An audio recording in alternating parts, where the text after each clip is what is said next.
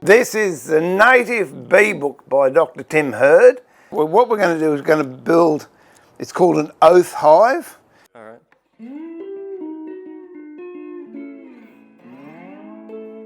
All right, let's go. So the first thing, I'm building these out of Western red cedar.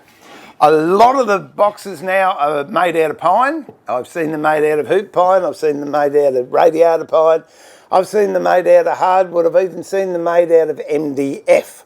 So it doesn't matter if you haven't got Western red cedar, whatever you can get. What we want is 1 inch thick, 1 inch thick timber. So the first two sizes we have to rip, these here, that's 90 mil thick, the one wide. The one above it is 90 mil wide, and the one above that is 65 mil wide. Now I'm going to cut these just a fraction oversized, so I'll go about 91 mil. That allows for a bit of cleanup if we need it. This is a bit that I've already got that has been cut to length or ripped to length. The sides are 280 long. They're the sides.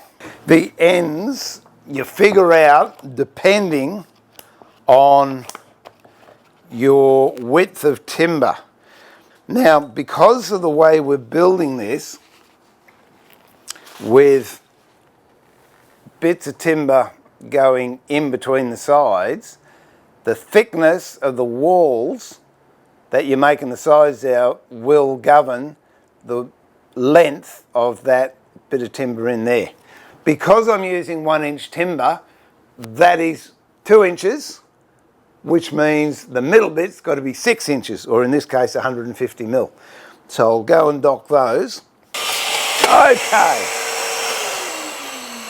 And we have our sides, our ends, and our sides. You can use clamps on this, but for me, the easiest, cheapest, and most effective way is a rubber band. Just slip it over there like that, and boom, it's in. So just do a mock glue up and say, oh yeah, everything's looking all right and they're square and that's okay.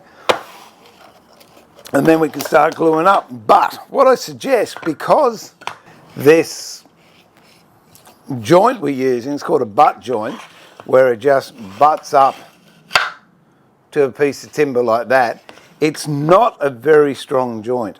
The reason being, when you put glue on this end, the fibres will suck all that glue up, and then when you put it onto that, you haven't got much glue there to give you a strong joint.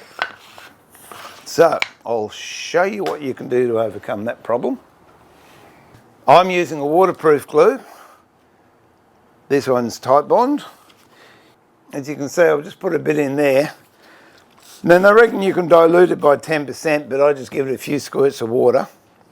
And what I do to these joints is I size them, or I glue them. And if you have a look, see, I'll put a lot of glue on that. You have a look, by the time I've done the other side, most of it would have disappeared. That was the first bit we did. There is no glue left. It's all been sucked up into the fibres. So I'm going to leave that for a day to dry, but I have got another set here that I glued last night. Okay, now if you have a look at that, see how much glue sits on the surface? That's because the end grains have been sealed. A lucky band there. One in the middle, and we'll put one on the top. Square it up. The more you get it squared and accurate at this phase, the less work you have to do the other end. So that's those. So I'm going to leave those for 12 hours or till tonight. So when they come out, sometimes they're a little bit uneven, so you can clean that up using a block plane. See that join there? That's what you're looking for.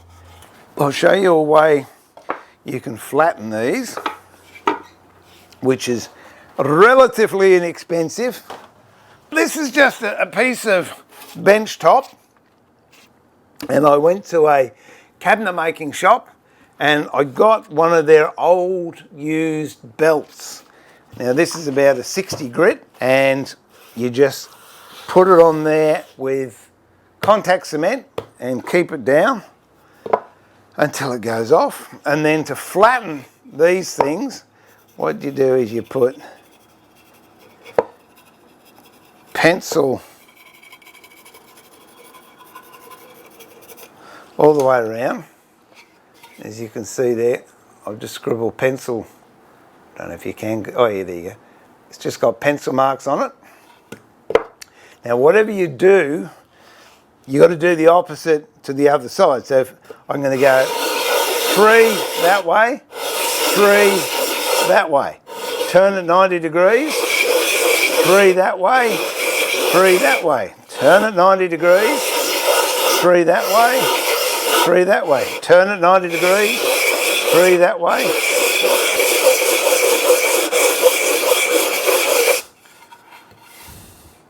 All right. I'm happy now. Okay, all those pencil marks have gone.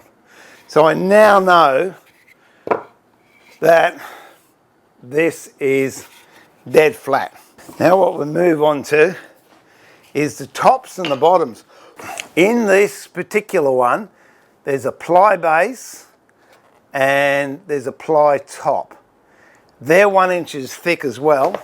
Sometimes it's hard to get 1 inch plywood.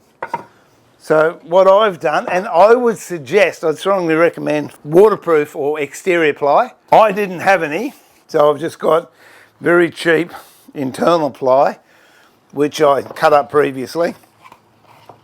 And I cut it 2 mil oversized all the way around. So if that box is 200 wide, 280 long, I've cut this at 202 wide, 282 long. The reason being, then I can centralise the box on it, and I'm going to have a lip hanging out of the edge that I can plane off at a later stage. Make sure your grain matches up. So you've got, that grain's going that way, that's going that way, and we glue that straight onto there. We'll glue these up. So we'll just pop that one there. So I'm going to put that on a base like that. You have a choice. You can either glue it or nail it or screw it on. That is the base of the box. The next thing we would do is the top, and the top is the thinner one. And once more, we'll nail it. Okay, we've got the honey super and the brood box, and that is those parts finished, except we've got to put an entrance hole in here and a landing stage for them, which we'll do in a bit. But the middle part, we've got to do a bit of work on. That's why I saved it till last.